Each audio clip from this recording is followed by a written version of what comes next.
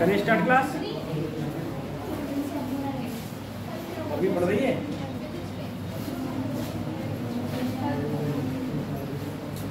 इससे पहले हम लोगों ने वेक्टर खत्म किया था, है ना। ठीक, 3 घंटे की क्लास हुई थी हमारी। हाँ, 3 घंटे की क्लास हुई थी लगातार, हम लोगों ने वेक्टर खत्म।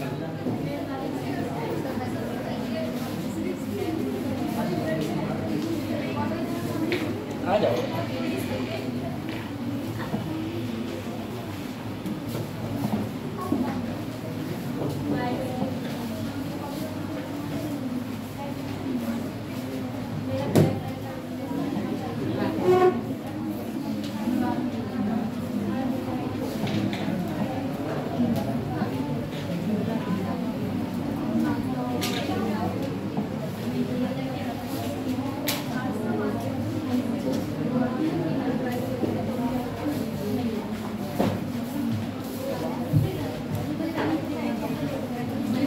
चलो स्टार्ट करते हैं क्लास। सबसे पहले हम लोग इससे पहले एक चैप्टर पढ़ रहे थे जिसका नाम था वर्क पावर एनर्जी। ठीक है, वेक्टर तो हमारा खत्म हो गया था। जब वेक्टर खत्म हो गया उसकी बात खत्म हो गई। हम लोग ये पढ़ रहे थे जिसका नाम था वर्क पावर एनर्जी।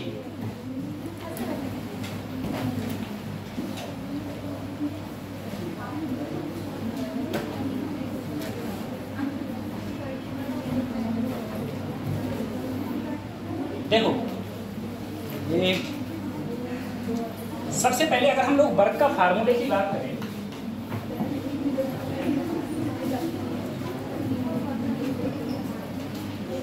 एक बार मैं रिवाइज करवा दे रहा हूँ, ठीक है।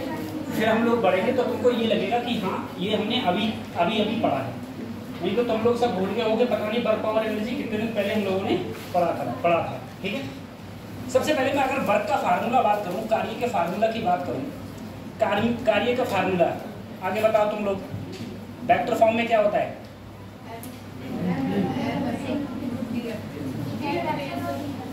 एफ वेक्टर डॉट, अगर मैं वेक्टर को खत्म कर दूं तो क्या होगा?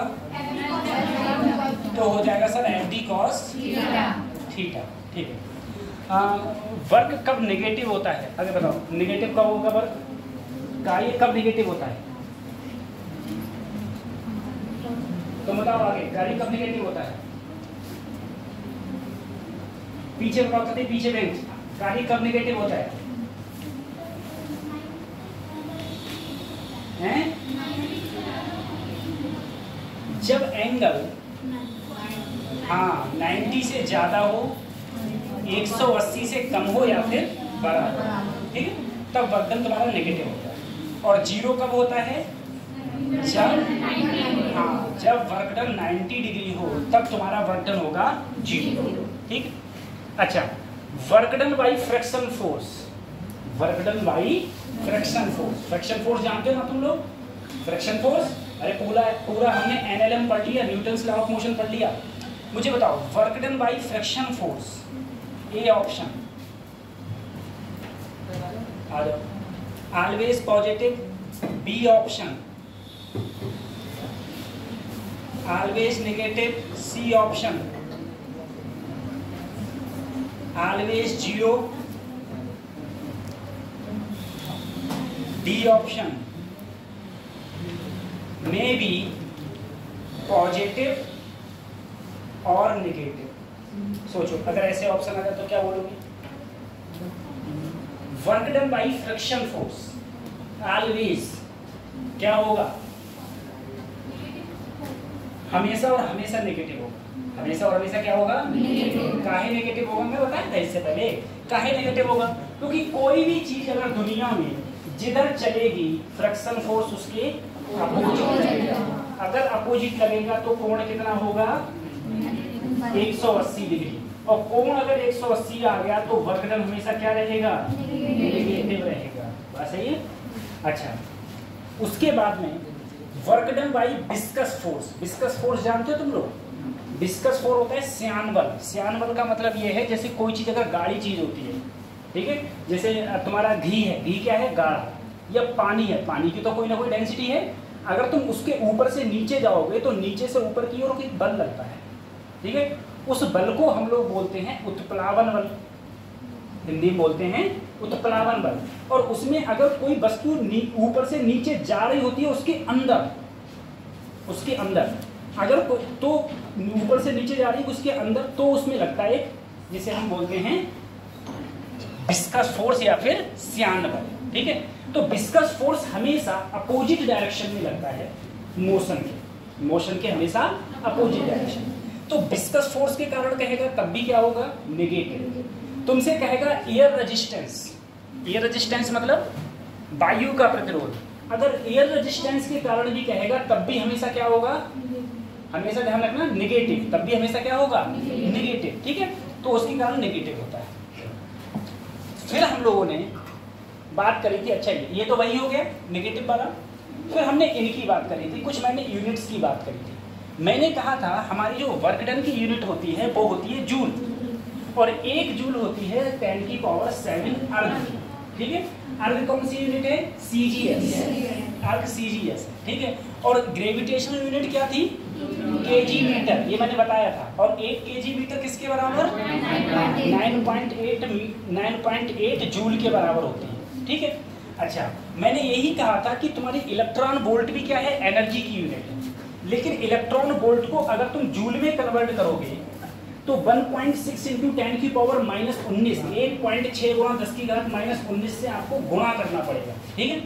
तो जैसे ये है इलेक्ट्रॉन वोल्ट, अगर यहाँ 2 इलेक्ट्रॉन वोल्ट होते तो 2 गुणा 1.6 गुणा 10⁻⁻⁻⁰, यहाँ 1 ही है तो 1 गुणा 1.6 गुणा 10⁻⁻⁻⁰ मल्टीप्लाई करने के बाद में आंसर हमें किसमें आ जाता है, जूल, ठीक है। ये बात आपको वैसे ओरली याद होनी चाहिए कि 1 किलोवाट आवर किसके बराबर होता है, 3.6 × 10⁻⁶ जूल, ठीक है। ये PDF शायद मैं सेंड कर दिया हूँ ग्रुप में, ठीक है, सेंड कर दिया हूँ। मैंने ये भी कहा था work done on A particle moving in 3 dimensional space, ठीक है। इसके भी फार्मूला आए थे, वर्क डन बराबर F बराबर क्या हो जाता था, F × dr। मैंने ऐसे भी कहा था अगर तुम्हें डिस्प्लेसमेंट पता है तो अगर तुम्हें वर्क डन निकालना है तो सबसे पहले S2 - S1 निकालो, ठीक है। वेक्टर में है तो वेक्टर पे घटाओ, और घटाने के बाद में फोर्स से क्या कर दो, डॉट प्रोडक्ट कर दो। डॉट प्रोडक्ट मैंने बताया था I का I के साथ में गुणा, J का J के साथ में गुणा, K का इस टाइप से हमारा आंसर इसमें निकल के आता था, ठीक है। फिर मैंने देखो यही मैंने क्वेश्चन किया था, मैंने इसमें से ये घटाया था और उसके बाद में इसकी गुणा करी थी, तब आंसर लाया था। ये सारे क्वेश्चन मैंने करवा दिए थे। Work done by variable force. अब वेरिएबल फोर्स कहाँ कहाँ होता है, मैंने कहा था तुमसे एक सिंपल एग्जांपल मैंने लिया था कि अगर हम लोग स्प्रिंग फोर्स देखें, स्प्रिंग फोर्स कैसा है, वेरिएबल फोर्स है। स्प्रिंग फोर्स का मतलब क्या है, अगर तुम किसी भी स्प्रिंग को थोड़ा सा पकड़ के खींचोगे, ठीक है, किसी स्प्रिंग को थोड़ा सा पकड़ के खींचोगे तब वो कम बल लगाना पड़ेगा, और ज्यादा खींचोगे तो और ज्यादा बल लगाना पड़ेगा, और ज्यादा खींचोगे तो जितना ज्यादा उसे आप स्ट्रेच करोगे, जितना ज्यादा उसे खींचोगे उतना ज्यादा ही तुमको बल लगाना पड़ता है। तो ऐसे फोर्स जो टाइम के साथ में या डिस्टेंस के साथ में इंक्रीज या डिक्रीज होते हैं, या तो इंक्रीज हो या फिर डिक्रीज हो, तो ऐसे फोर्सेस को हम लोग वेरिएबल फोर्सेस बोलते थे। वेरिएबल फोर्स के अंदर जो फोर्स होगा, फोर्स बराबर में तुम्हारे या तो x, y, z ऐसा कुछ ना कुछ तुम्हें दे रखा होगा। अगर खाली ये आ जाए F = 2i + 3j, क्या इसमें x, y है, तो ये कौन सा फोर्स है, कांस्टेंट फोर्स है। कौन सा फोर्स है, अगर ये आ जाए 2xi + 2yj तो कौन सा हो गया, तो तुम्हारा वेरिएबल फोर्स हो गया, सही है। तो वेरिएबल फोर्स हो गया। तो वेरिएबल फोर्स के लिए वर्क डन का फार्मूला होता था W =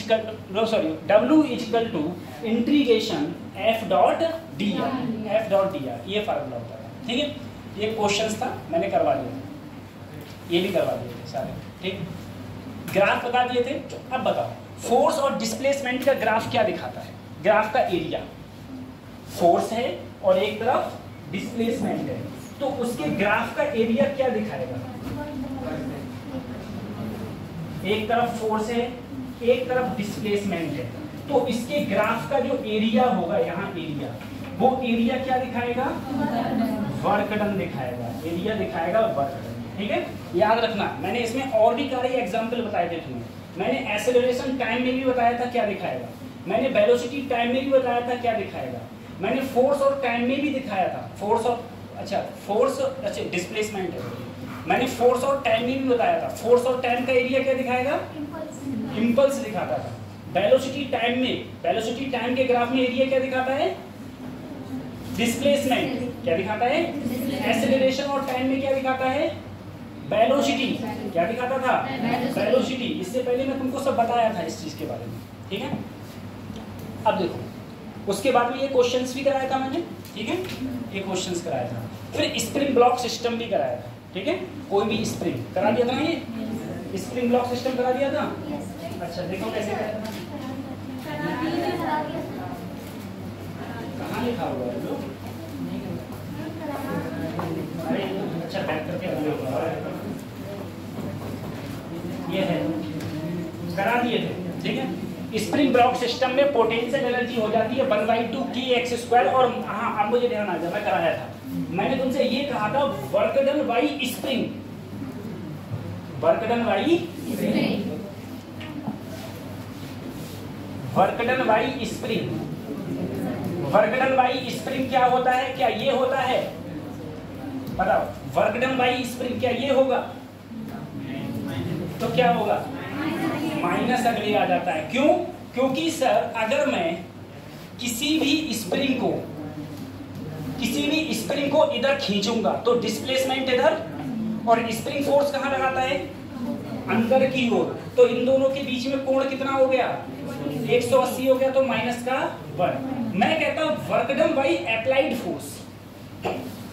तो फोर्स में देखो, इसको खींचने के लिए इधर ही तो फोर्स अप्लाइड करूंगा, और ये चल भी रहा है इधर, तो तुम्हारा वर्क डन क्या होता, 1/2 kx²।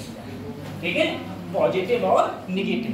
तो वर्क डन में बेसिकली हमको ये देखना है कि डिस्प्लेसमेंट और फोर्स दोनों की डायरेक्शन किधर है। दूसरी चीज ये है, हम कौन सा फोर्स लेंगे, जो फोर्स हमें क्वेश्चन में कहा गया है।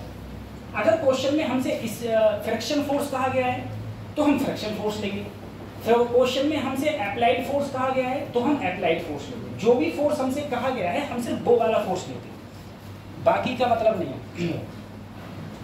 ठीक है, ये क्वेश्चन करा दिया था, ये लास्ट क्वेश्चन था, ये था लास्ट क्वेश्चन जो मैंने कराया था। अब देखो अगले बढ़ते हैं। अच्छा देखो, ऐसा है, एक होता है कंजर्वेटिव फोर्स। अब सबसे पहले हम लोग कंजर्वेटिव फोर्स में बढ़ते हैं, फिर हम लोग अगले बढ़ते हैं। ठीक है, देखो कंजर्वेटिव फोर्स को हम लोग अगर हिंदी में बोले तो कंजर्वेटिव फोर्स को हम लोग बोलते हैं संरक्षी बल। ठीक है, कंजर्वेटिव फोर्स, संरक्षी बल। अब देखो, इस कंजर्वेटिव फोर्स में मतलब क्या है, मैंने तुमसे कुछ ग्रेविटेशनल फोर्स के बारे में भी शायद बात करी थी, ग्रेविटेशनल फोर्स के बारे में भी बात करी थी। ठीक है, तो अब समझो सर, जैसे मान लो मैं अभी यहाँ पर हूँ, अब मैं यहाँ से चला गया, घूम घाम के वापस यहीं आ गया, मेरा डिस्प्लेसमेंट कितना हुआ, 0 हो गया। ठीक है, मेरी डिस्टेंस क्या 0 है, डिस्टेंस जितना मैं चल फिर के आया हूँ वो सब मेरी डिस्टेंस कहलाएगी। ठीक है, वो सब मेरी डिस्टेंस हो जाएगी। तो कंजर्वेटिव फोर्स में एक चीज याद रखना, कंजर्वेटिव फोर्स जो होता है उसमें जो वर्क डन है, यानी कि जो वर्क डन वो डिपेंड करता है डिस्प्लेसमेंट पर। वर्क डन किस पर डिपेंड करेगा, डिस्प्लेसमेंट पर। हाँ, तो इसमें जो वर्क डन है, वर्क डन वो डिपेंड्स करेगा डिस्प्लेसमेंट पर। सबसे पहले देखो, A force is said to be conservative force if work done or against the force on a body independent of path following the body and depends only on initial and final position। तुम्हें पता है initial और final position पर सिर्फ क्या depend करता था, displacement. ठीक है, इनिशियल और फाइनल पोजीशन उस पर डिपेंड करती हैं, सिर्फ और सिर्फ डिस्प्लेसमेंट। जैसे सर मान लो एक पॉइंट मेरा A है और दूसरा पॉइंट मेरा B है, एक बंदा A से चला इस रास्ते बी पर पहुंच गया, एक बंदा ऐसे चला और बी पर पहुंच गया, एक बंदा ऐसे घूम फिर के गया और कहां पहुंच गया, बी पर पहुंच गया। मैंने कहा बताओ इसने वर्क डन W1, इसने वर्क डन W2, इसने वर्क डन W3, इन तीनों ने कितना वर्क डन किया? तो अगर देखो इसकी इनिशियल और फाइनल पोजीशन दोनों की सेम है, इनिशियल और फाइनल पोजीशन अगर दोनों की सेम है तो इनका जो वर्क डन होगा वो भी क्या होगा, सेम होगा, इनका वर्क डन सेम होगा। क्योंकि यहाँ पर जो है, यहाँ पर है जो वर्क डन है वो क्या होता है, इंडिपेंडेंट ऑफ पाथ, यानी कि जो भी कार्य है वो पाथ पर डिपेंड नहीं करता, पाथ पर डिपेंड नहीं करता। अब ऐसे कौन कौन से फोर्स हैं जो पाथ पर डिपेंड नहीं करते? पहला ग्रेविटेशनल फोर्स, दूसरा स्प्रिंग फोर्स, तीसरा कूलाम फोर्स। अब ग्रेविटेशनल फोर्स कैसे हो गया? सबसे पहले ये देखो, ग्रेविटेशनल फोर्स का मतलब ये है, जैसे मान लो ये मेरे पास में, तुम खुद बताओ, ये है, ये मेरे पास में कोई पेन है, अब ये पेन अभी यहाँ पर है, इस पेन को मैं ऐसे लाया, इस पेन को मैं ऐसे लाया, नीचे आ रहा है, कहाँ आ रहा है, नीचे, नीचे आ रहा है, तो इस पे ग्रेविटेशनल फोर्स कहाँ लग रहा है, नीचे की ओर, वो हमेशा mg नीचे लग रहा है, और ये आ भी कहाँ रहा है, तो इसका work done positive negative zero, work done क्या होगा, अरे आ भी नीचे रहा है और डिस्प्लेसमेंट फोर्स भी नीचे लग रहा है, तो क्या होगा, पॉजिटिव। नीचे से ऊपर ले जाऊंगा तो हाँ, तो जा रहा है ऊपर और फोर्स कहाँ लग रहा है, नीचे, ठीक है, इसे बोलते हैं। अब तुम बताओ, ये ऐसे है, यहाँ पर है, यहाँ पर, ठीक है, यहाँ पर, अब तो तुम समझना, ऐसे आया, ऐसे गया, फिर ऐसे आया, मुझे बताओ वर्क डन सिर्फ किस पे डिपेंड करेगा, ओनली हाइट पर, किस पर डिपेंड करेगा, सिर्फ यहाँ से ऐसे आया, इस पर डिपेंड करेगा क्या, नहीं, यहाँ पर वर्क डन कितना होगा, क्यों है जीरो होगा, क्योंकि कोण एंगल क्या होगा, 90 डिग्री, सर चल रहा है इधर, mg कहाँ लग रहा है, तो एंगल 90 डिग्री हो गया, तो वहां पर डिपेंड नहीं करेगा। ऐसे ही तुम्हारा कूलाम फोर्स, कूलाम फोर्स जानते हो ना, कूलाम फोर्स हाई स्कूल में पढ़ा होगा, इंटर में भी पढ़ा होगा, कि दो चार्ज हो Q1 इंटू Q2, अगर उन दोनों के बीच की डिस्टेंस r है तो अगर ये सेम है तो क्या करेंगे, रिपेल करेंगे एक दूसरे को रिपेल। अगर अपोजिट होते यानी कि एक प्लस और एक माइनस तो क्या करते, अट्रैक्ट करते। तो फोर्स का फार्मूला क्या होता था, कि Q1 Q2 अपॉन, ठीक है। ये कूलाम फोर्स भी कौन सा फोर्स है, कंजर्वेटिव फोर्स, यानी कि ये भी सिर्फ किस पर डिपेंड करेगा, पाथ पर डिपेंड नहीं करेगा, पाथ पर डिपेंड, इंडिपेंडेंट ऑफ पाथ है। ऐसे ही तुम्हारा स्प्रिंग फोर्स भी क्या है, इंडिपेंडेंट ऑफ पाथ, ठीक है। अब क्वेश्चन नीट में कैसे पूछा जाएगा, नीट में देखो तुमसे ऐसे पूछ लेगा कि इनमें से कौन सा कंजर्वेटिव फोर्स है, ठीक है। नीचे 4 ऑप्शंस होंगे, आपको ऐसे भी दिखाना है कि इसमें से कौन सा कंजर्वेटिव फोर्स है और कौन सा कंजर्वेटिव फोर्स नहीं है। दूसरा आपसे ये भी कह सकता है कि मान लो एक बंदा है वो किसी P से चला और Q तक गया, P से चल के Q तक गया, ठीक है। या उसने कह दिया मान लो वो 3 पाथ पर गया, पहला पाथ, दूसरा पाथ, तीसरा पाथ, ठीक है। अब तुमसे कहे बताओ work done by gravitational force क्या होगा, वर्क डन बाई, उसे P पॉइंट से, मान लो P पॉइंट से Q पॉइंट पर पहुंचना था। अब उसने 3 पाथ से गया, पहला पाथ, दूसरा पाथ, तीसरा पाथ, ठीक है। तो वो तुमसे पूछ ले बताओ work done by gravitational force क्या होगा, तो तीनों में क्या होगा, बराबर। वर्क डन बाई वो स्प्रिंग फोर्स कह दे तब भी क्या होगा, बराबर।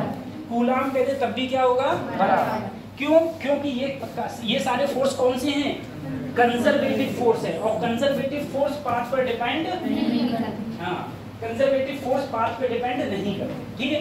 ये होता है सही, इसमें कुछ वैसे है नहीं। उसके बाद में आता है देखो नॉन कंजर्वेटिव फोर्स। अब सर नॉन कंजर्वेटिव में क्या है, नॉन कंजर्वेटिव उसका उल्टा कर दो, उसका उल्टा कैसे, sir non conservative force path पर डिपेंड करते हैं, ठीक है। अच्छा, जिस भी पाथ से जा रहे हो वो उस पाथ पर डिपेंड करते हैं। जैसे मान लो कोई पॉइंट तुम्हारा A है और एक पॉइंट है तुम्हारा B, एक बंदा ऐसे गया, एक बंदा ऐसे गया और एक बंदा ऐसे गया। अगर इसने वर्क डन W1 है इसका W2 है, इसका W3। सबसे बड़ा पाथ किसका है? तो सबसे ज्यादा वर्क डन W3। फिर किसका पाथ सबसे ज्यादा है? W1 का। और सबसे कम किसका है? तो ये पाथ पर डिपेंड करता है, ये पाथ पर डिपेंड करता है। जो पाथ पर डिपेंड करता है उसको हम बोलते हैं नॉन कंजर्वेटिव फोर्स या फिर असंरक्षी बल, असंरक्षी बल। अब इसमें कौन से फोर्स हैं? जैसे देखो friction force, friction force path पर डिपेंड करेगा, फ्रिक्शन फोर्स पाथ पर डिपेंड करेगा। विस्कस फोर्स अभी मैं बताया, विस्कस फोर्स। अगला एयर रेजिस्टेंस, एयर रेजिस्टेंस। ये सारे क्या हैं? ये सारे के सारे पाथ पर डिपेंड करते हैं। अब मुझे बताओ इन तीनों के कारण जो वर्क डन होगा, इन तीनों के कारण वर्क डन वो हमेशा पॉजिटिव होगा, नेगेटिव होगा, जीरो होगा, क्या होगा? इन तीनों के कारण, अच्छा फ्रिक्शन फोर्स के कारण वर्क डन हमेशा क्या होगा? नेगेटिव। विस्कस के कारण भी और एयर रेजिस्टेंस के कारण भी। काहे नेगेटिव होगा? काहे नेगेटिव होगा? क्योंकि ये फोर्स तभी लगेंगे। अरे एक बार बताओ, मैं ऐसे खड़ा हुआ हूं, मैं चल नहीं रहा हूं, मेरा मोशन क्या है? जीरो। अरे मैं चल थोड़ी ना रहा हूं, तो क्या मेरे पे फ्रिक्शन फोर्स लग रहा है? नहीं लग रहा है। अब मैं चलने लगा तब फ्रिक्शन फोर्स लग रहा है ना, और मैं जिधर चलूंगा उसके अपोजिट डायरेक्शन में क्या लगेगा? Friction force. तो ये फोर्स तभी लगेंगे जब कोई बॉडी मोशन करेगी या कोई बॉडी चलेगी। अगर कोई बॉडी चलेगी तब फोर्स लगेंगे, अदरवाइज फोर्स ये नहीं लगेंगे। और लगेंगे तो हमेशा किधर लगेंगे? Opposite direction. अगर हमेशा अपोजिट डायरेक्शन में लगेंगे तो हम कहेंगे इनका जो वर्क डन होगा वो हमेशा और हमेशा क्या रहेगा? इसका वर्क डन हमेशा और हमेशा क्या रहेगा? ठीक है, ऐसे। नाम क्या है तुम्हारा? रवि कुमार। 4 बज रहे हैं ना। आप ऐसा किया करो, आप जब दूसरी क्लास नहीं लेते हो ना तो पहली क्लास के बाद ही चले जाएगा, जिससे और बच्चे भी डिस्टर्ब नहीं होंगे। दूसरी बात ये है कि तुम्हें 10-15 मिनट में क्या समझोगे? ये चीज उतार लिया।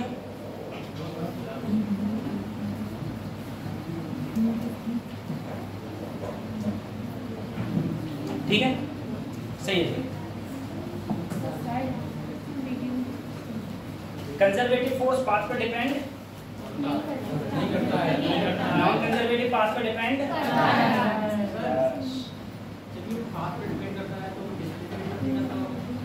ये देखो पाथ, जो पाथ पर डिपेंड करेगा वो डिस्टेंस पर डिपेंड करेगा। हाँ, जो पाथ पर डिपेंड करेगा वो किस पर डिपेंड करेगा? डिस्टेंस पर। जो पाथ पर डिपेंड नहीं करेगा वो डिस्प्लेसमेंट पर डिपेंड करेगा। ये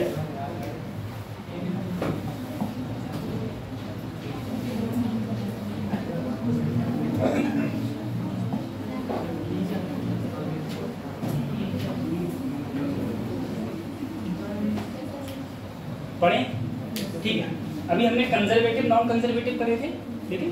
अब उसके बाद में हम लोग पढ़ते हैं। ये क्वेश्चन करो। अच्छा चलो क्वेश्चन डालिए, ये क्वेश्चन करना, फटाफट क्वेश्चन करो, मुझे बताओ आंसर क्या होगा सर इसका।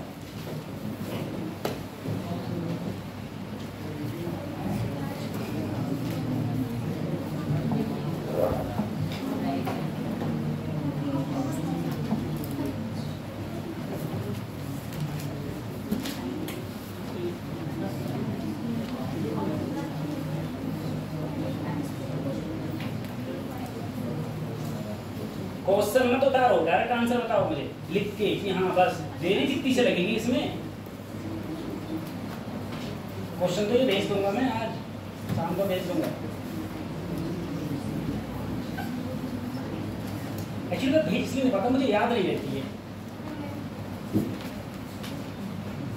मुझे याद ही नहीं रहती है। फिर बात जब मैं क्लास में आता हूँ तो मुझे याद आती है।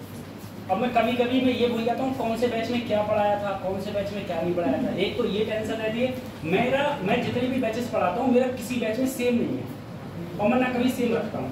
तुम्हारे में वर्क पावर एनर्जी चल रहा है, किसी में SHM चल रहा है, किसी में 12th के टॉपिक चल रहे हैं, किसी में मॉडर्न चल रही है, ऐसे चलता है पूरा। पता ही नहीं रहता किसको क्या चल रहा है क्या नहीं। और फिर दूसरी बात ये, तुम्हारा नीट लेवल भी बहुत छोटा है। लेकिन तुम बच्चे अपने आप को तब भी पन्ने का समझते हो। हाँ, एक दो अपने आप इतना भारी 30 मार्क का समझेगा ना, बहुत भारी। नहीं है, अरे IIT में बेटा बहुत हम्बल होते हैं, वो कतई अपने आप को तुरंत खासा नहीं समझते हैं। मैं बहुत पूरी जिंदगी दोनों के बीच में रहा। चलो एक्चुअली ये है, मैं शकल देख के बता दूंगा जाओ किसका सिलेक्शन होगा, सही है। और मैं चाहूँ तो तुम सबके बता दूंगा किसी कितने कितने नंबर आएंगे नीट में, अभी से बता दूंगा नंबर कितने कितने नीट में सबके, सही। पढ़ाते हुए इतना टाइम हो गया, लेकिन बात ये है कि पढ़ाई करो मेहनत से। भाई मैं तुमसे कहता हूँ तुम लोगों को पढ़ने की जरूरत है, और बहुत पढ़ने की जरूरत है, समझे। बच्चे दिन रात लगे पड़े कतई, बहुत मेहनत से। कितना आंसर आया? 15।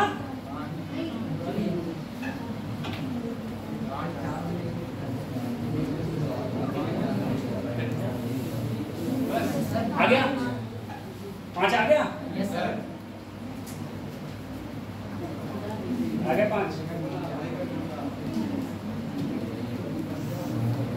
देखो तुमसे क्या पूछा? वर्क डन 0 से लेके, यानी कि सर 0 ये 5 ये।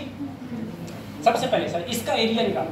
ये ट्रायंगल है, बोलो 1/2 भुजा गुणा संगत शीर्ष लंब, तो कितना आया? 5। ये हो जाएगा आयत। आयत का क्या हो जाएगा? लंबाई गुणा, तो ये है 2 में से 1 गया 1, और ये है 10, तो 10 एकम, इसका भी, इसका -5, इसका -10, यही तो आया। इसका -5 और इसका -10। अब क्या करो सर जी? अरे यार सबको जोड़ लो। 5 + 10 + 5 -5 -10 = 5। आ गया इसमें आइडिया? ठीक है, निकाल लोगे आंसर? चलो ये करो, जल्दी करो, जल्दी करियो।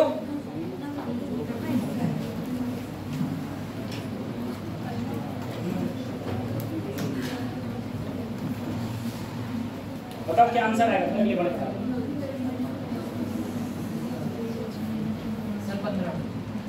15।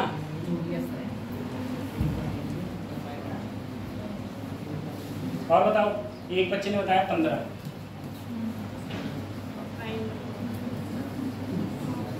अगले बताओ फटाफट।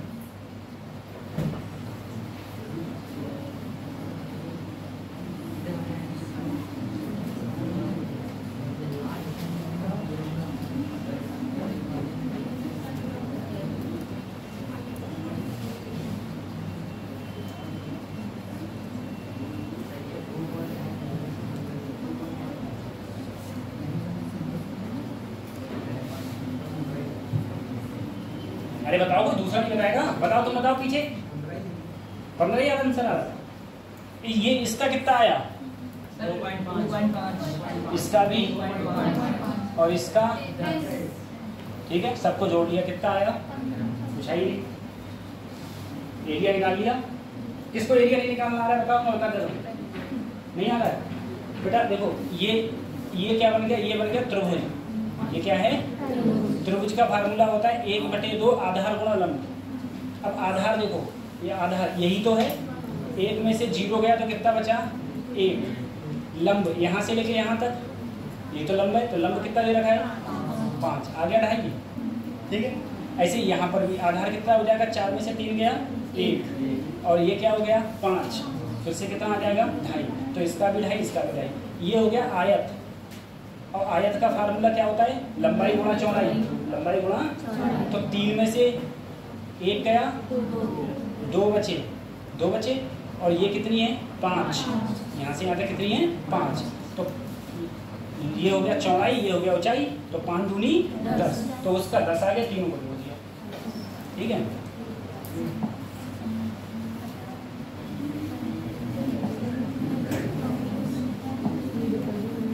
अब देखो हम लोग बात करते हैं एनर्जी की। ठीक है। दुनिया में जो भी चीज है सब क्या है? एनर्जी। दुनिया में जो भी चीज है वो है एनर्जी। अच्छा, तुम लोग एनर्जी को देखते कैसे हो? तुम लोगों को एनर्जी सिर्फ एनर्जी दिखती है? एनर्जी में बहुत कुछ है। तुम लोग मुझे देख पा रहे हो किसके कारण? एनर्जी के कारण। तुम लोगों में क्या है? एनर्जी। जिस दिन हम लोगों में एनर्जी खत्म उस दिन क्या कहते हैं? राम राम सत्य। अरे ये तो हो जाता है, एनर्जी खत्म। बेटा सारा खेल इस दुनिया में एनर्जी का है, ठीक है।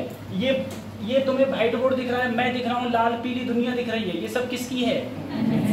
तो इसका मतलब है गोरे काले में कोई मतलब नहीं है। हमें खुद नहीं पता हमारा रंग कैसा है, सही है?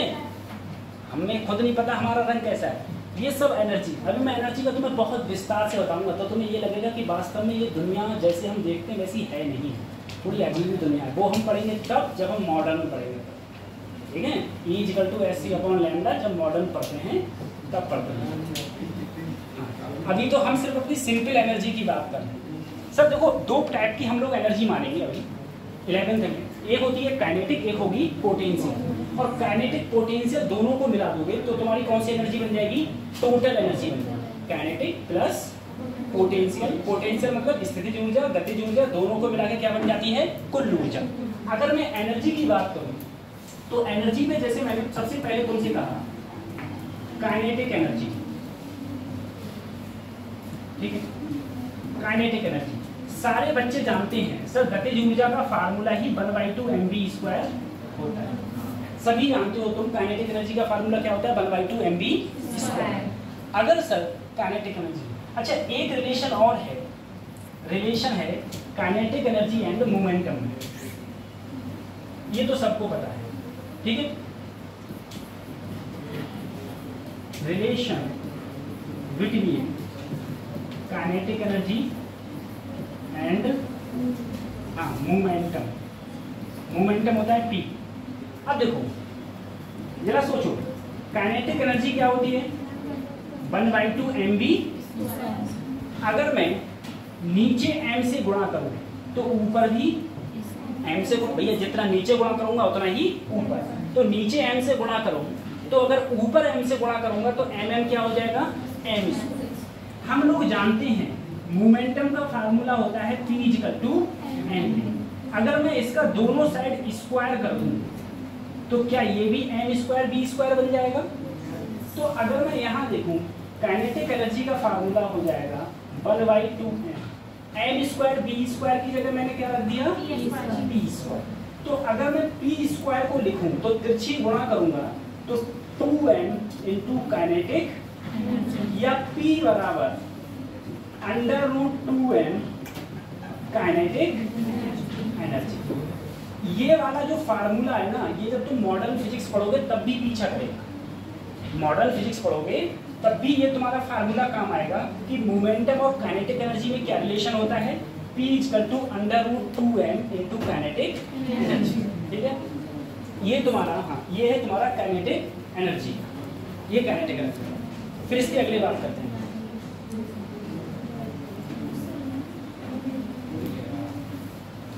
फोटो खींच लो फटाफट, अगले बार खींच लिया, ठीक है। काइनेटिक एनर्जी 1/2, ये तो सबको पता होता है काइनेटिक एनर्जी। ये थोड़ा है हम लोगों को पता होता है थोड़ा, लेकिन अधिकतर लोगों को ये भी पता होता है P=√2m इंटू काइनेटिक एनर्जी। ये हमारा फार्मूला, सही है।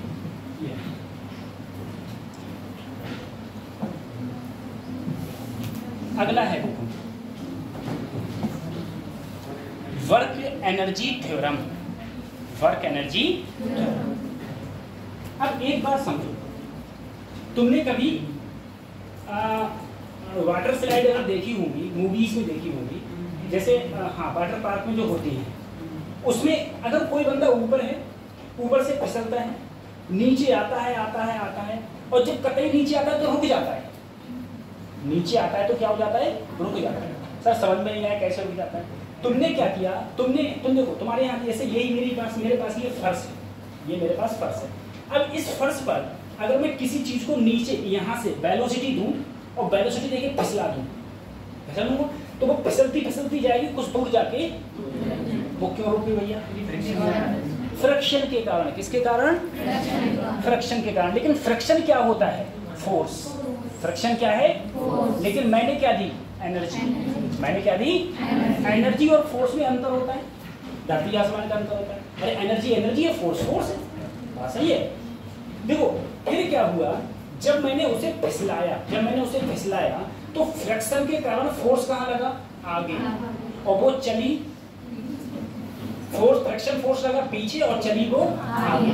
तो जो मैंने उसे एनर्जी दी थी चलाने के लिए, काइनेटिक एनर्जी, वो टोटल काइनेटिक एनर्जी कन्वर्ट हो गई work done by friction force में, work done by friction force में। जब तक टोटल कंप्लीट यानी कि टोटल खर्च नहीं होगी तब तक वो नहीं रुकेगा। ठीक है, जैसे जैसे वो अगले बढ़ता जाएगा वैसे वैसे एनर्जी उसकी खत्म होती जाएगी। और कहाँ खत्म हो रही है? Work done by friction force. Work done by friction force के कारण धीरे धीरे जाके वो खत्म हो जाती है। अब sir work done by friction force कैसे निकालेंगे? तो work done by friction force कैसे निकालोगे? बोलो। तो force into displacement, force into, यही तो वर्क डन कहलाएगा। अपनी दिमाग बंद करके चल जाएगा। ठीक है, वर्क एनर्जी थ्योरम देखो, वर्क एनर्जी थ्योरम। बेटा वर्क एनर्जी थ्योरम क्या कहती है? वर्क एनर्जी थ्योरम कहती है total work done is equal to change in kinetic energy. Total work done is equal to change in kinetic energy. कैसे sir? जैसे मान लो यहां पर मेरे पास एक ब्लॉक है M, मैंने उसे वेलोसिटी दी v1 वेलोसिटी दी। अब यहां पर कुछ क्या है? फ्रिक्शन। जमीन में क्या है? फ्रिक्शन। ये चलते चलते यहां पर पहुंच गया, इसका मास m। अब इसकी जो वेलोसिटी हो गई वो क्या हो गई? v2। 100% सर v2 कम होगी किससे? v1 से। v2 भैया अगले चल रहा है तो v2 क्या होगी? कम v1 से। मैंने कहा बताओ उसने यहां से यहां तक कितना वर्क डन किया, यहां से यहां तक जाने में कितना वर्क डन किया, तो वह वर्क डन कहलाएगा change in kinetic energy. Change in kinetic energy. तो चेंज इन काइनेटिक एनर्जी का मतलब क्या है? Final kinetic energy minus initial kinetic energy. Sir final क्या कहलाएगी? 1/2m v2 square minus 1/2m v1 square. Sir इन दोनों में मैंने कुछ कॉमन ले लिया, 1/2m कॉमन ले लिया, क्या हो गया? v2 square minus v1 square. ठीक है, तो वर्क डन का जो वर्क एनर्जी थ्योरम है, जो वर्क एनर्जी थ्योरम वो कहती है W equal to 1/2m v2 square minus v1 square. जैसे मान लो मैंने तुम्हें कोई दो वेलोसिटी दे दी, मैंने कहा इनिशियल वेलोसिटी ये थी, फाइनल वेलोसिटी ये थी, तो बताओ work done by friction force कितना हुआ? तुम बता सकते हो। अच्छा work done by friction force बता सकते हो। अच्छा एक बात जरा सोचो, दिमाग लगा के सोचो। देखो ऐसा है फिजिक्स, जब तुम सोचोगे अपने जो एटमॉस्फेयर है उससे रिलेटेड करके सोचोगे तभी पल्ले पड़ेगी। ठीक है, तभी समझ में आती है। एक बार जरा सोचो सर मैंने क्या किया, मैं ऊपर से मान लो किसी फ्लोर से कूदा, ठीक है, मैं हेलीकॉप्टर से कूदा, हेलीकॉप्टर से कूदने के बाद मेरी वेलोसिटी बढ़ती गई, ठीक है, वेलोसिटी मेरी बहुत हो गई। फिर मैंने एकदम से पैराशूट ओपन कर दिया। बात समझ में आ रही है? अरे पैराशूट तो ओपन करूंगा ही, मरना थोड़ी नहीं है ना। अब मैंने जैसे ही पैराशूट ओपन किया तुरंत क्या हो गया? तुरंत वेलोसिटी धीरे धीरे कम हुई, धीरे धीरे क्या हो गई? कम। जब मैंने पैराशूट ओपन करने से जस्ट पहले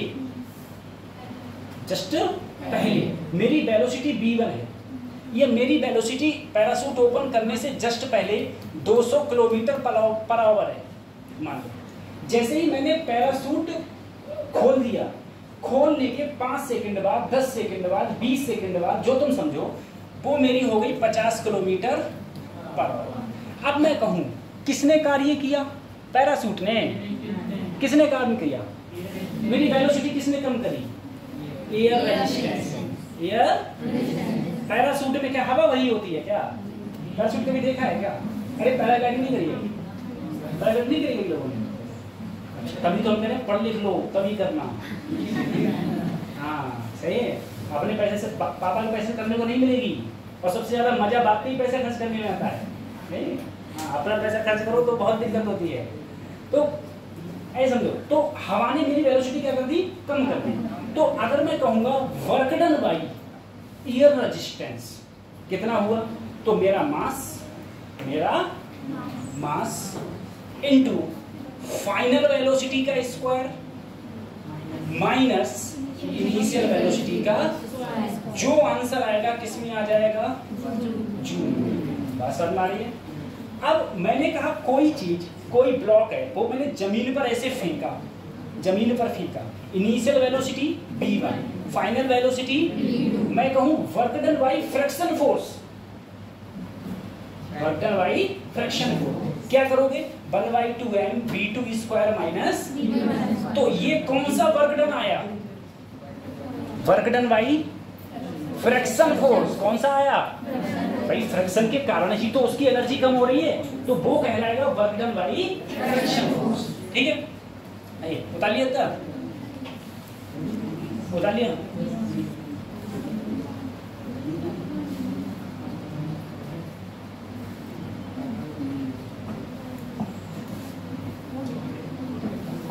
करना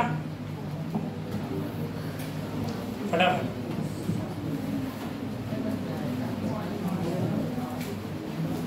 ए बॉडी ऑफ मास इतना, इनिशियल वेलोसिटी इतना, फाइनल वेलोसिटी इतना, find change in kinetic energy of the body, change in kinetic energy of the body.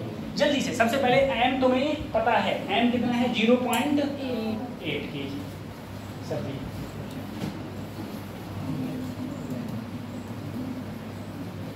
उसके बाद देखो फाइनल वेलोसिटी।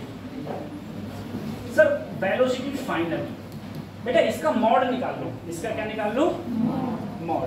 मॉड का मतलब क्या होता है? अंडर रूट -6 का स्क्वायर प्लस 36, 2 का स्क्वायर, क्या अंडर रूट 40 आ गया? सही है। इनिशियल बताओ, अंडर रूट, इनिशियल तो ये है 3 का स्क्वायर प्लस -4 का स्क्वायर, -4 का स्क्वायर कितना हो जाएगा? अंडर रूट 25 का मतलब 5। अब सर निकाल दो change in kinetic energy, 1/2m ऐसे ही, ठीक है, v2 स्क्वायर माइनस 1/2, m की वैल्यू 0.8, v2 स्क्वायर, तो अंडर रूट 40 का स्क्वायर 40, अंडर रूट 25 का स्क्वायर, जल्दी से इसे करो कितना आएगा? 6। यहाँ पर इसको इससे डिवाइड करूंगा तो 0.4, इसमें से ये गया तो कितना बचा? आंसर क्या आया? 6 जूल। क्या आ गया? छुट्टी हो गया। ये तो सरल क्वेश्चन था, इसमें चाहिए। ठीक है बेटा, सबसे पहले फाइनल निकाल लिया अंडर रूट 40, अंडर रूट 40, और ये आया अंडर रूट 25, 25 का 5, अंडर रूट 40 ऐसे रह गया। b2 square minus b1 square, b2 यही तो फाइनल, फाइनली तो b2 है, फाइनल b2 है, तो सर इसका स्क्वायर करूंगा तो क्या आया? 40, इसका स्क्वायर करूंगा तो 25, दोनों में सब्ट्रैक्ट किया, कैलकुलेशन कर ली, आंसर आ गया 6। ठीक है, कितना वर्क डन हुआ? हाँ, वर्क डन कर दो चाहे वो पॉजिटिव, सही है, ठीक है।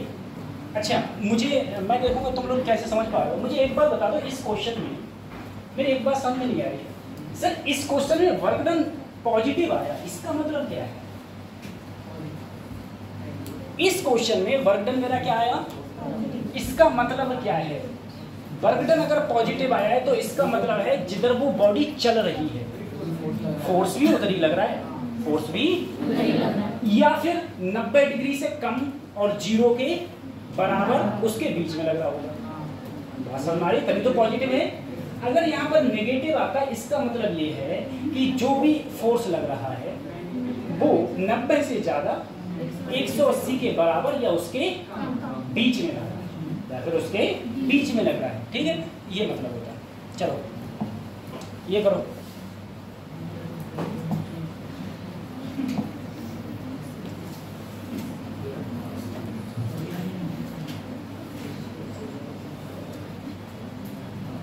अच्छा क्वेश्चन। क्वेश्चन में कह रहा है इसमें, एक पुलिस ऑफिसर है, उसने 50 ग्राम की बुलेट 200 मीटर पर सेकंड से एक प्लाई बोर्ड पर मारी। प्लाई बोर्ड की जो थिकनेस है वो कितनी है? 2 centimetre. The bullet emerge out only 10% of initial kinetic energy. What is the emergent speed of the bullet? देखो क्या कह रहा है, वो कह रहा है बेटा एक पुलिस ऑफिसर था, उस पुलिस ऑफिसर ने ये इतना मोटा कोई चीज गद्दे का कुछ हो गया, उसने कहा यहां से उसने काइनेटिक एनर्जी दी, बुलेट को एनर्जी दी, गोली को एनर्जी दी। गोली इसके जब पार हुई, गोली जब इसके पार हुई, तो गोली जब इसके पार हुई तो उसकी जो काइनेटिक एनर्जी रह गई, इमरजेंट का मतलब है बाहर निकलने वाली एनर्जी, ठीक है। तो बाहर जब बुलेट निकली तो वो अपनी इनिशियल एनर्जी की कितनी निकली? 10%, यानी कि 10% ऑफ काइनेटिक एनर्जी निकली, ठीक है। तो कह रहा है बताओ जब ये बाहर निकली तो उस समय बुलेट की वेलोसिटी क्या थी? सबसे पहले तो तुम काइनेटिक एनर्जी निकालो। देखो टकराने से पहले प्लाई बोर्ड से टकराने से पहले काइनेटिक एनर्जी का फार्मूला क्या हो गया? सही है सर, 1/2 m का मान 50 गुणा 10 की घात माइनस 3 को कर दिया, क्योंकि यहाँ पर क्या है, ये ग्राम में, ये किसमें है? मीटर में है। तो ग्राम को मुझे किसमें कन्वर्ट करना पड़ेगा?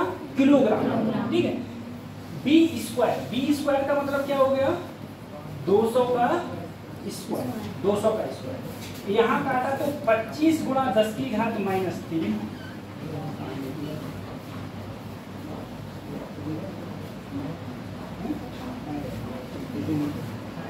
ठीक है। अब देखो सर, अगर हम लोग इसका करेंगे 2 दूनी 4 गुणा 10 की घात, अरे बेटा 200 को कर दो 40,000 आएगा, ठीक है। तो 40,000 को 4 गुणा 10 की घात 25 चौका 100 और 1 जीरो यहाँ बचेगा, देखो -3 और ये है, तो कितना आया? 1000।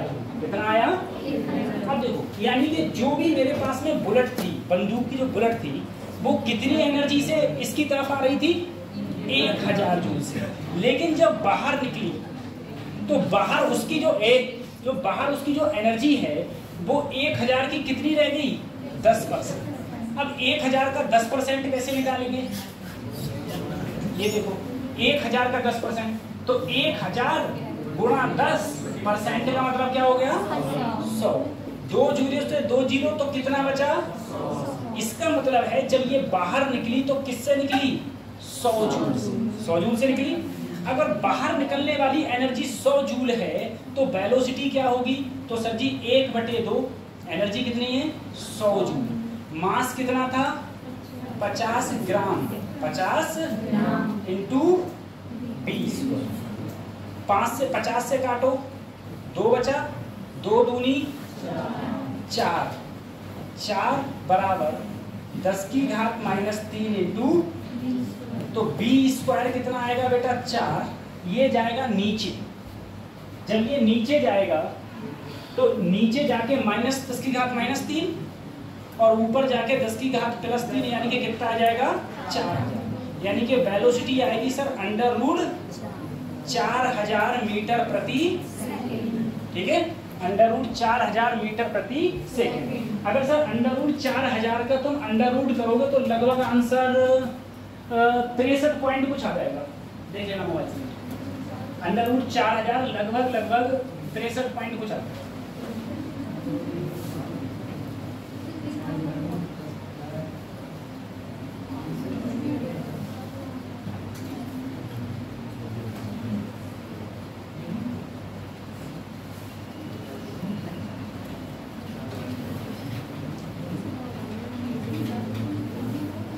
हो गया? सही है। जो क्वेश्चन यहां समझ में नहीं आए, ठीक है, जो क्वेश्चन यहां समझ में नहीं आए, कॉपी पे उतारो, PDF आ जाती है। उसके बाद में फिर से अवोदय के चैनल पे जाओ, चैनल पे जाके यहाँ से फिर से देख लो कि क्या समझ आएगा। तब भी समझ नहीं आया, तो हमसे बाद में जब हम यहाँ आ जाते तो पूछ लिया तुमने कैसा हुआ है। लेकिन ज़रा सरल क्वेश्चन मत करो, सरल क्वेश्चन करोगे तो धोखा हो जाएगा, क्योंकि नीट का पेपर क्वेश्चन हार्ड पूछेगा। ये तुम्हारा बोर्ड एग्जाम नहीं है, बोर्ड एग्जाम तक, और बोर्ड एग्जाम में तो ऐसे ही नंबर हो जाएगा। आज अगर किसी की 90% है तो वो अपने आप को ये समझे नहीं 90% है, 90% कुछ नहीं है भैया। 90 हो जो 95 हो कुछ हुआ, कोई परसेंटेज कोई औकात नहीं। मेन डिपेंड करता है कि तुम कंपटीशन एग्जाम कितना निकालते हो भाई। जब मेरा जब 12th था तो मैंने अपने 12th में देखा था कि बहुत से बच्चे ऐसे थे जिनकी परसेंटेज 85-90, उस समय 85-90 बहुत कम आती थी, बहुत हैं। मेरी बेटा थी 86.8, 424 नंबर थे, तो उस समय परसेंटेज बहुत कम आ पाती थी, इतनी परसेंटेज नहीं आ रही। तो मैंने देखा कि डिपेंड करता है कि तुम 12th के बाद में कर क्या रहे हो। मेरे बहुत सारे दोस्त ऐसे थे जो 12th के बाद में बोले अरे कुछ ना बीएससी कर ले। वो आदमी बीएससी करने के बाद में सरकारी मास्टरी के जब देखना कब वैकेंसी निकलनी, और गवर्नमेंट करिए हम वैकेंसी निकालेंगे तो लेके दिखा सही है। और जो बच्चे परसेंटेज जिनकी कम भी थी, 65 भी थी, 62 भी थी, ऐसे भी 62-62 परसेंटेज वाले, वो लगे रहे, उन्होंने तैयारी करी और सारे डॉक्टर बन गए, सारे डॉक्टर। अगर एमबीबीएस नहीं तो बीएमएस बन गए, लेकिन बन गए सभी लोग अच्छे से। सही। अब जो बंदों ने बेचारों ने बीएससी करी थी, अब वो ये सोच रहे हैं कि मैं शहद की फैक्ट्री खोलूं, कोई कह रहा है भैंसिया खरीद ले रहा हूँ आराम से दूध की डेयरी चला, कोई कह रहा है कोई फायदा नहीं है, कोई कह रहा है कोई फायदा नहीं है, आराम से हमारे साल जिस साल हम पास हुए थे उस साल लैपटॉप मिले थे, ठीक है, जिन बच्चों ने एडमिशन लिए थे लैपटॉप दिए थे अखिलेश गवर्नमेंट। तो कुछ ने तो जनसेवा केंद्र खोल लिए थे। अभी हमारे थोड़े दिन पहले एक दोस्त था, उसका जनसेवा केंद्र बहुत अच्छा चलता था।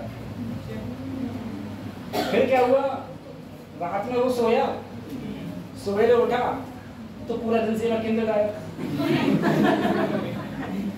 मतलब लैपटॉप कंप्यूटर तो छोड़ ही दो, उस बेचारे की जो प्लास्टिक की कुर्सी थी वो भी चुरा के ले गए,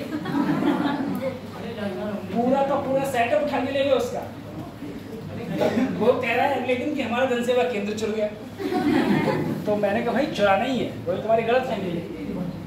कोई बेचारा जनसेवा केंद्र खोलने की सोच रहा होगा तो उसने सोचा होगा किस किस चीज़ की जरूरत पड़ती है, तो उसने कहा ऐसे मैं कहाँ तक एक एक चीज़ जुटाता रहूँगा, ऐसा करो रात में पूरा जनसेवा ही केंद्र ले जाओ, लेके रजिस्टर जो कुछ है सभी ले गया वो, ठीक है, कुर्सी।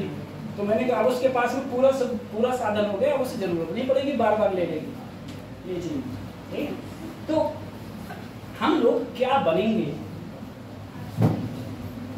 ये डिपेंड हमारी सोच पर करता है,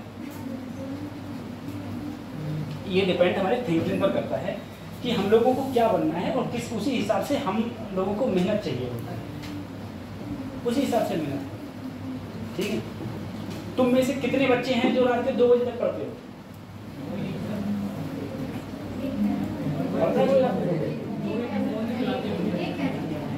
मोबाइल तो 4 बजे तक चला लो।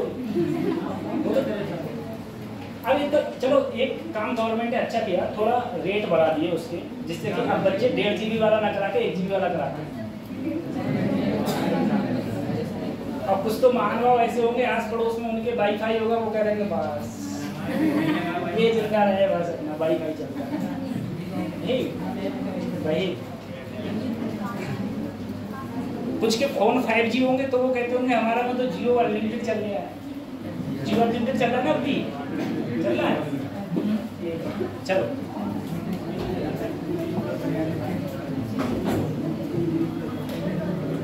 ये करना, क्वेश्चन करो।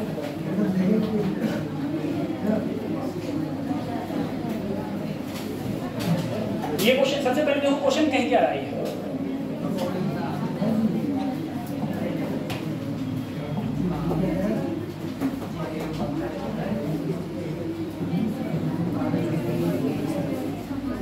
बेटा क्वेश्चन क्या कह रहा है? अरे क्वेश्चन तो पढ़ो। कह रहा है दो बॉडी हैं ए और having mass in the ratio, mass का रेशियो का मतलब m1/m2। सही है सर जी। काइनेटिक एनर्जी क्या है? Same. Obtained the ratio of linear momentum क्या होता है? p। क्या होता है? अब ऐसा रिलेशन खोजो जिसमें काइनेटिक एनर्जी और मोमेंटम, काइनेटिक एनर्जी और मोमेंटम। तो बेटा मोमेंटम बराबर √2m काइनेटिक, अरे यही तो होता है सर। अगर सर मैं इसे देखो P1 बटे, यही तो रेशियो कहलाएगा, तो √2m1, अरे मास तो अलग अलग है सर, काइनेटिक एनर्जी सेम है तो इसकी भी काइनेटिक एनर्जी के ही मान लिया और इसकी भी काइनेटिक एनर्जी। अगर मैं इसको लिखना चाहूं तो मैं देखो ऊपर भी दोनों, ऊपर नीचे दोनों तरफ √, है तो दोनों पे लगा दिया मैंने √, तो 2m1 kinetic energy, 2m2 kinetic energy से काइनेटिक एनर्जी 2 से 2 गया, यहाँ बचा √m1/, और m1 m2 क्या था? 3/8, यानी कि लीनियर मोमेंटम आया √3 रेशियो, क्योंकि √1 का 1 ही होता है, √1 का क्या होता है? 1। ठीक है, सिंपल क्वेश्चन, कुछ है नहीं इस क्वेश्चन।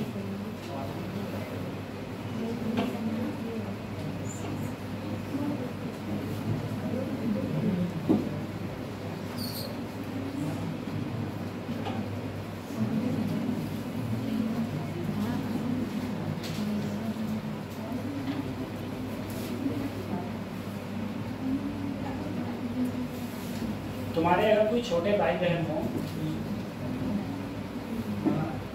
भले वो आगे चल के कुछ करें, मैंने इंटर तो करेंगे, छोटे होते हैं इंटर तो करेंगे नहीं, इंटर करेंगे तो उनसे कहो कि तुम बोर्ड की कोचिंग ना पढ़ के ना कंपटीशन की कोचिंग करो। सही है? जैसे मैं बताऊं, अगर किसी बच्चे पर बेटा मैथ होता है, मैथ होता है, मैथ का मैं पहले भी बताया हूं तुमको, ठीक है? अगर किसी बच्चे पर मैथ होता है, अगर वो जेई की तैयारी करता है तो उसकी कैलकुलेशन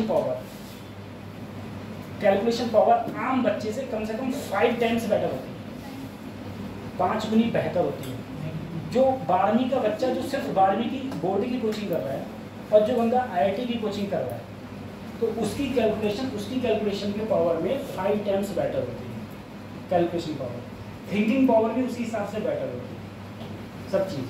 अगर वो आगे को IIT की तैयारी नहीं भी करेगा, तब भी अगर वो जिंदगी में किसी भी चीज़ की प्रिपरेशन करेगा तो उसमें वो बहुत अहम रोल निभाता है, बहुत ही ज़्यादा अहम रोल निभाता है ये। क्योंकि कैलकुलेशन देखो, तुम भी अब समझ रहे हो, अगर कैलकुलेशन तुम्हारी स्ट्रॉन्ग होगी तो तुम फिजिक्स के क्वेश्चन इतनी देर नहीं लगाओगे कैलकुलेशन, फटाफट करते जाओ।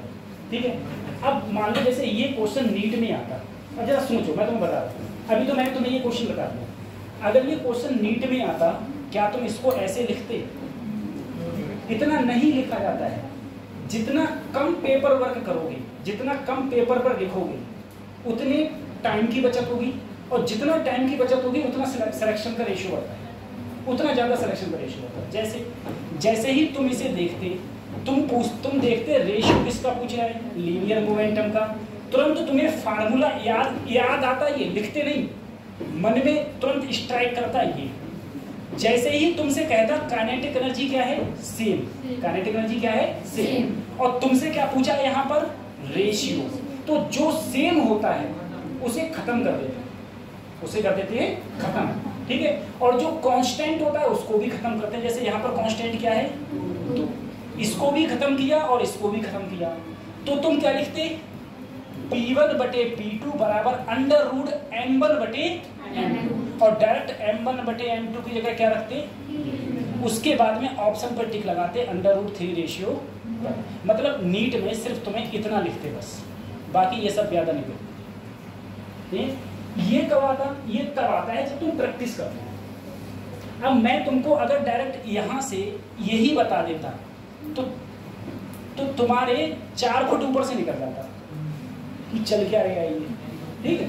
तो ये क्वेश्चन तभी ये, हाँ मैं कह रहा हूँ जितना कम पेपर वर्क करो, भाई तुम लोगों की पता नहीं, मुझे तो अपनी पता है, अगर मैं किसी भी क्वेश्चन को सॉल्व करता हूँ, अगर मैं कुछ लिख रहा होता हूँ उस पर, तो मेरा दिमाग उस लिखने वाले पर होता है, अगली स्टेप पर बाद में जाता है। तो जितना कम पेपर वर्क करोगे, जितना कम पेपर पे लिखोगे उतना मिलता है। और तुम्हें पता है जब नीट का पेपर जब बच्चों को दिया उन्हें पता होगा, नीट के पेपर में स्पेस नहीं मिलता है करने के लिए, कोई रफ काम नहीं होता है कि तुम्हें रफ काम करने के लिए अलग से स्पेस मिलेगा, स्पेस होता है कहीं पीछे और वहां जाया नहीं जाता है, ठीक है। तो थोड़े से स्पेस में ही तुम्हें सारे क्वेश्चन सॉल्व करने पड़ते हैं। अब तुम कहीं अपनी बोर्ड वाला मेथड लगाओगे कि माना मोमेंटम का फार्मूला ये है, सही, उसके बाद में दोनों तरफ ये करने पर कि उसका स्क्वायर की समीकरण 1 समीकरण 2, ये सब नहीं चलता। अब देखो,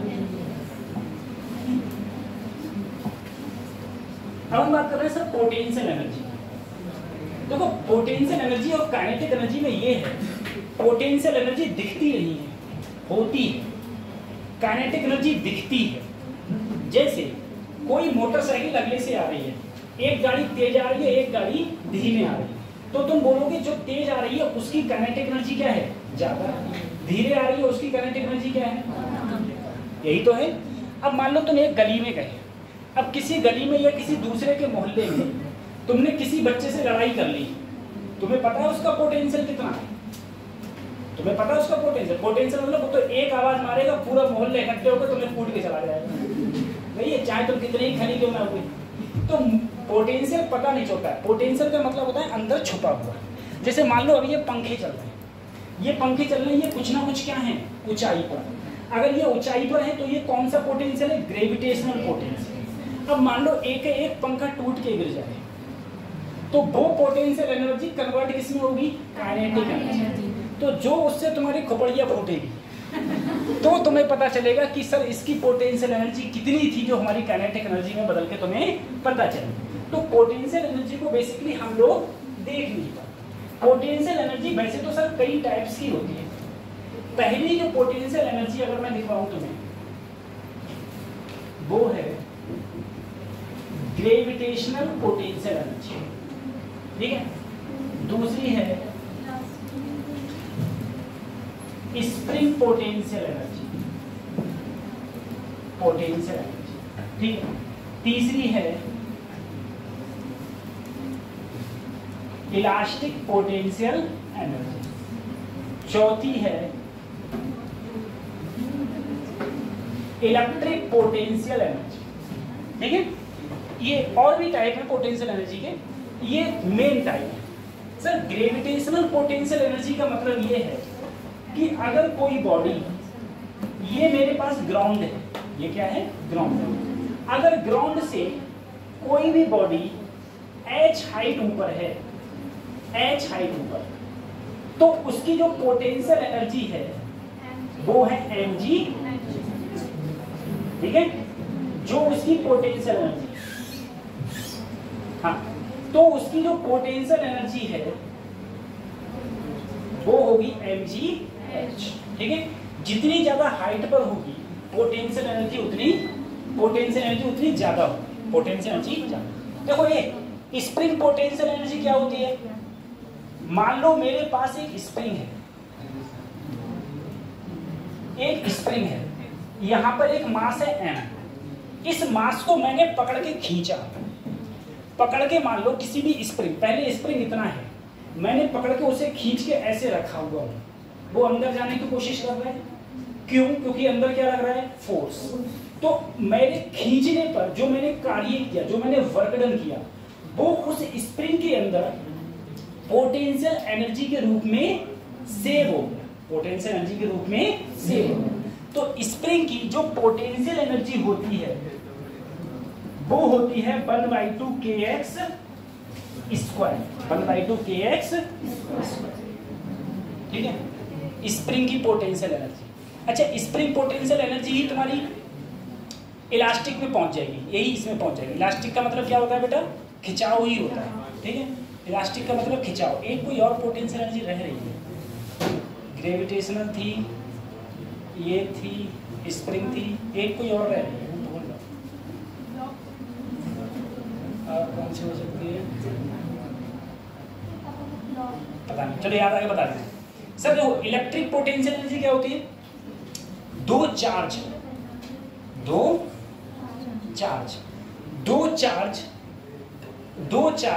अगर किसी चीज से r डिस्टेंस पर है तो वो होती थी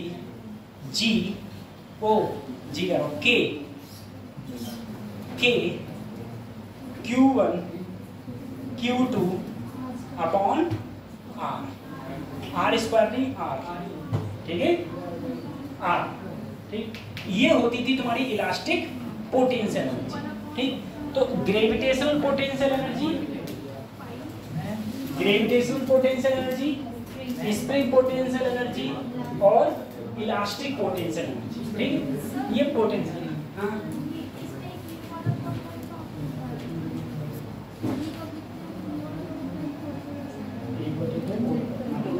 यही तो है, ये U है, ठीक है, ये U लिखा हुआ है, ठीक, ये है। अच्छा K की जगह अगर आप लिखना चाहो तो 1/4 pi epsilon not Q1 Q2 upon ये, ठीक है। ये तुम्हारी जो पोटेंशियल एनर्जी, मेनली ये पोटेंशियल है। एक में कोई भूल लाओ, पता नहीं क्या नाम है उसका, उसका दिमाग से कर रहा है।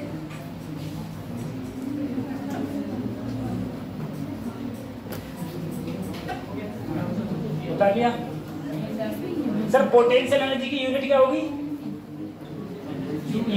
पोटेंशियल एनर्जी की जूल क्या होगी, इस magnetic energy, magnetic potential energy कभी नाम सुना है? नहीं होती, होती नहीं, इलेक्ट्रिक होती है, मैग्नेटिक नहीं होती। हो गया, मैग्नेटिक पोटेंशियल नहीं होती, मैग्नेटिक फोर्स होता है और सब होती है पोटेंशियल।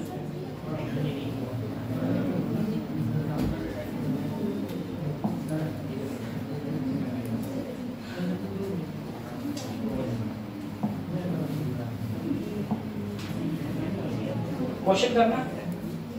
अब देखो क्वेश्चन क्या रह रहा है, दो स्प्रिंग हैं, एक स्प्रिंग कांस्टेंट ये है, एक spring constant, respectively are stretched with the same force.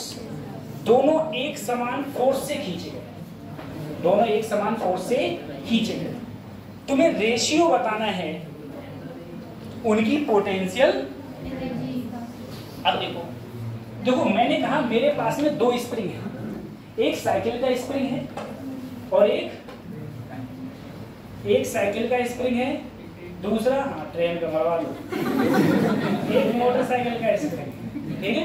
मेरे पास कोई दो स्प्रिंग है, एक स्प्रिंग है जिसका केबल कितना कहलाएगा 1500 न्यूटन पर, एक K2 है जो है 3000 न्यूटन पर। सेम फोर्स से दोनों में समान फोर्स लगाया। उसके बाद में तुमसे पूछ रहा है सर पोटेंशियल एनर्जी का अगर मैं फार्मूला देखूं तो 1/2 kx, अरे यही तो होता है 1/2 kx। अब देखो सर, क्या तुम्हें k की वैल्यू पता है? क्या तुम्हें x की वैल्यू पता है? नहीं, x नहीं पता है ना। तो सबसे पहले तुम x निकालने की कोशिश करो। अगर तुम्हें x पता चल गया और k तुम्हें पहले से पता है तो तुम क्या निकाल लोगे? पोटेंशियल एनर्जी निकालोगे। अब देखो अगर सेम फोर्स से खींचे गए, तुम्हें पता है स्प्रिंग के अंदर फोर्स क्या लगाया जाता है? F =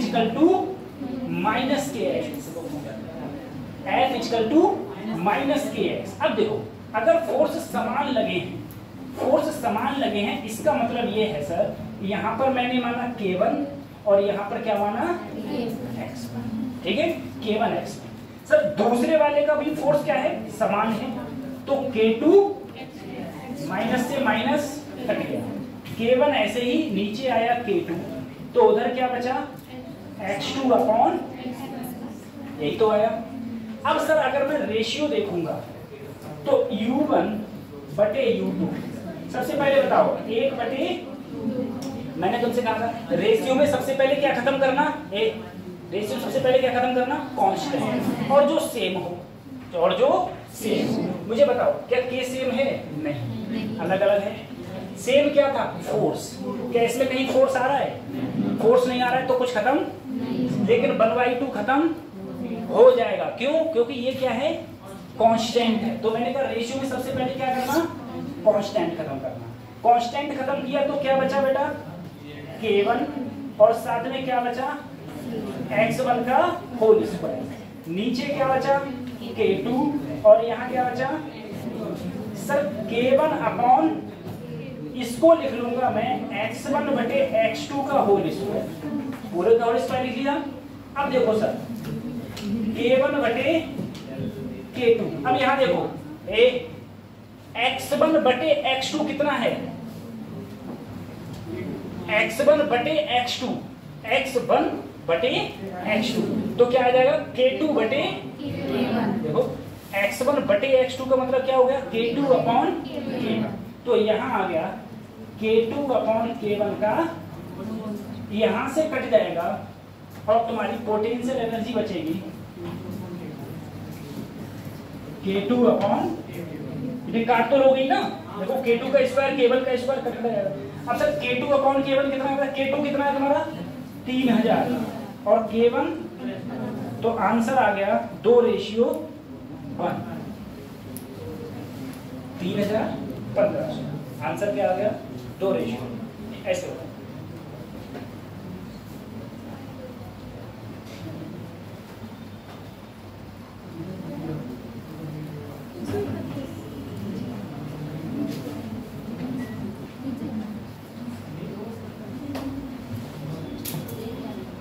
हो गया। आप तुम लोगों की बायोलॉजी क्लास लेट क्यों स्टार्ट हुई थी?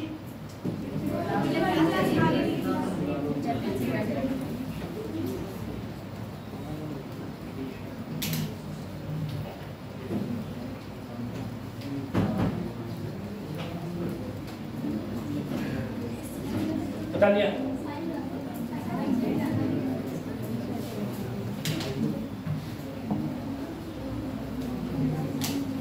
करो भाई।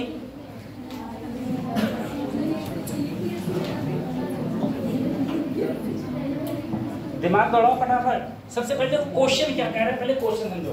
एक मास है, ए स्टोन ऑफ मास 400 ग्राम, 400 ग्राम का यानी कि 0.4 kg का मास है, थ्रो किया गया ऊपर की ओर, वर्टिकली मतलब ऊपर की ओर। कितनी स्पीड से? इतनी स्पीड से। तुमसे क्या पूछी? अगर बेटा ऊपर फेंका जाएगा तो पोटेंशियल एनर्जी क्या कहलाएगी?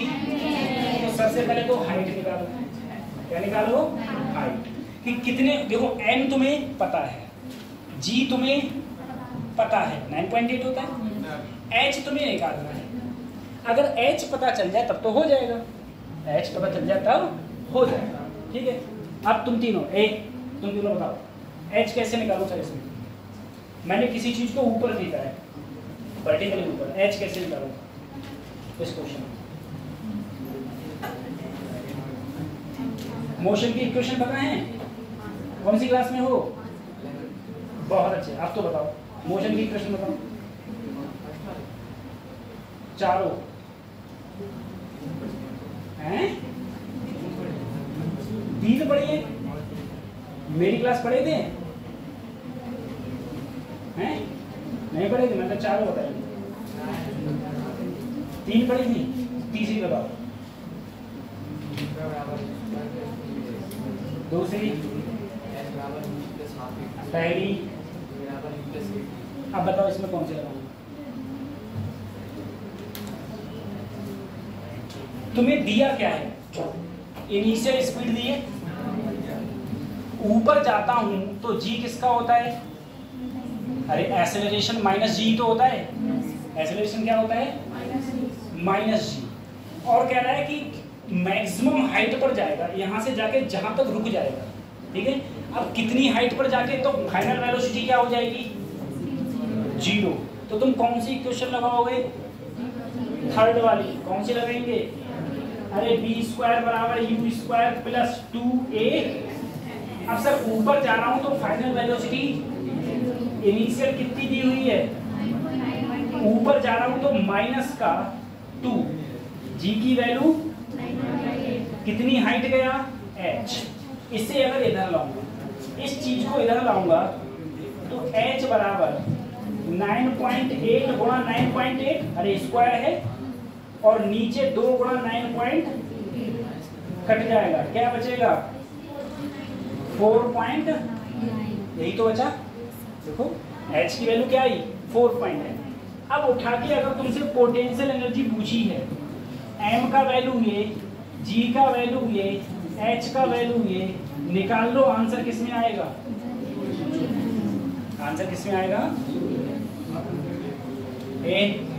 अब देखो ए बेटा एक चीज देखो, अब मान लो ये क्वेश्चन तुम्हारे एग्जाम हॉल में फंस गया, ठीक है, एग्जाम हॉल में फंस गया। अब तुम डटे पड़े हो इसकी कैलकुलेशन करने के लिए पॉइंट की, तो एग्जाम हॉल में कभी पॉइंट की कैलकुलेशन मत करो।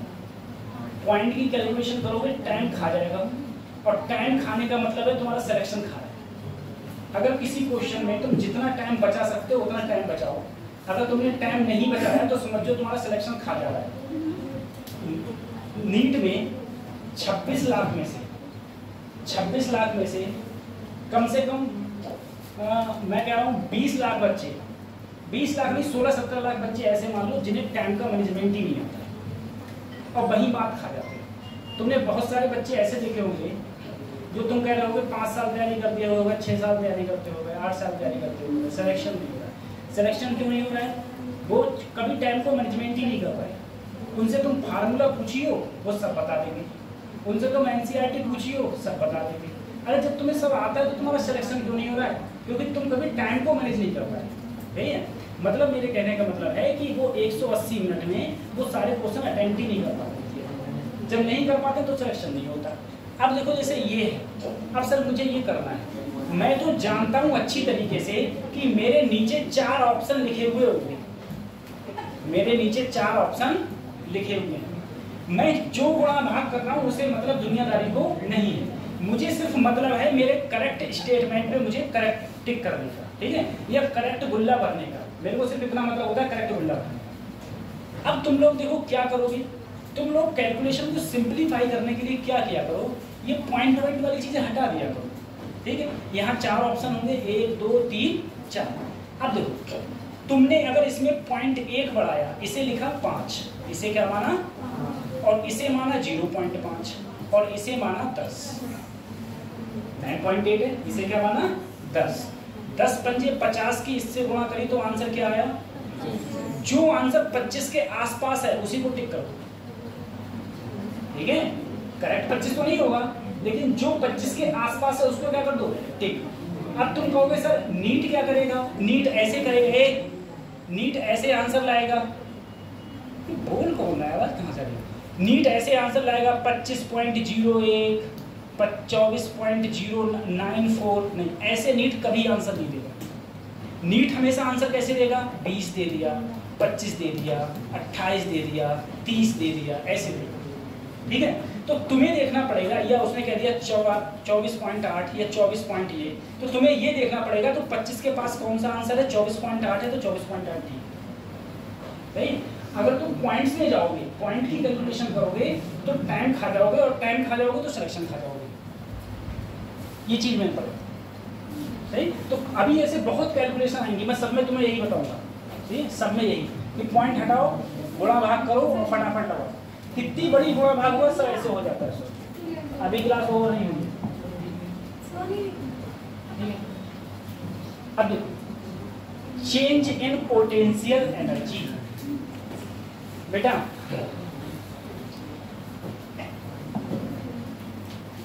एक बात याद रखो, और काफी इंपॉर्टेंट बात है ये, क्या कि तुम्हारा वर्क डन हमेशा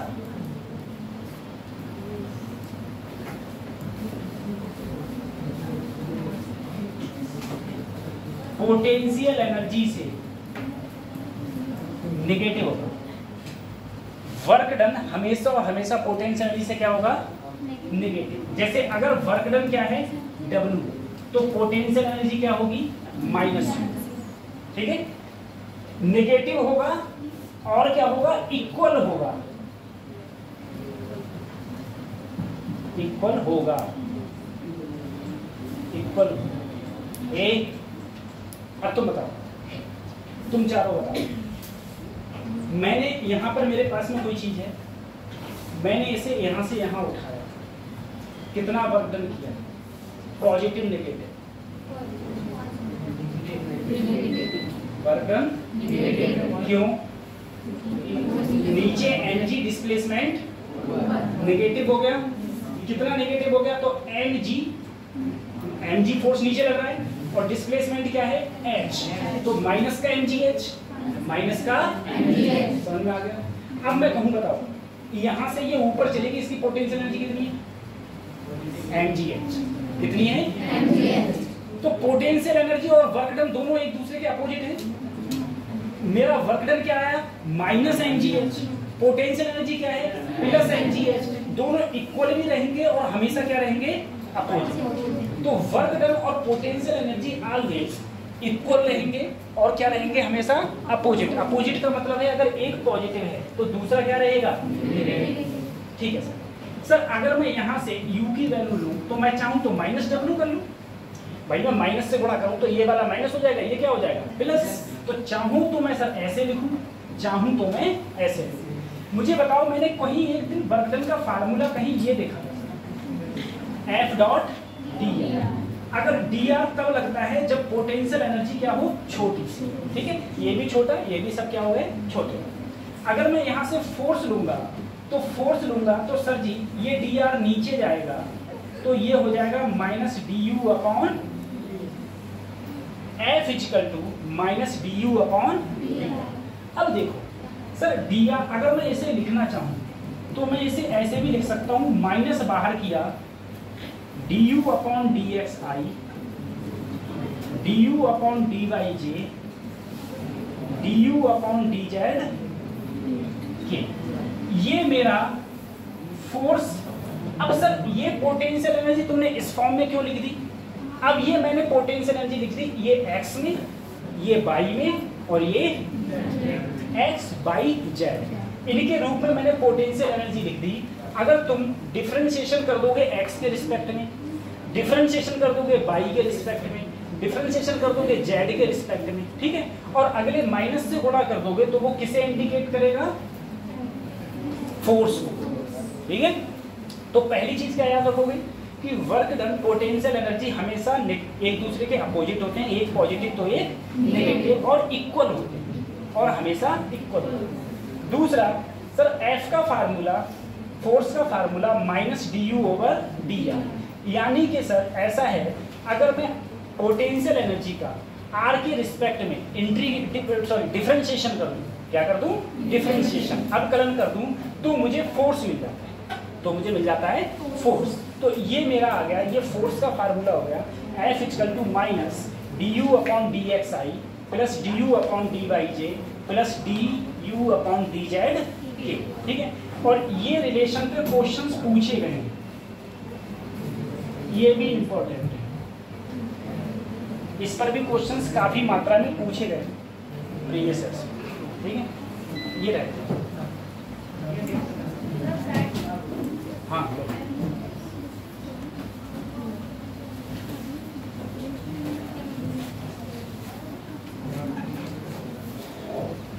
क्वेश्चंस लगा रहे हो तुम सब लोग,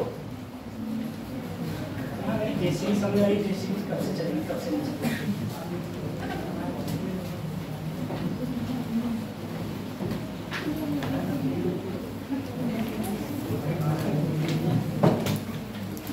ठीक है, इसके बाद में अब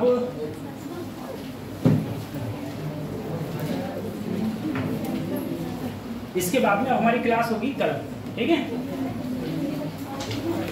कल क्लास होगी, फिर पूरे हफ्ते क्लास होगी।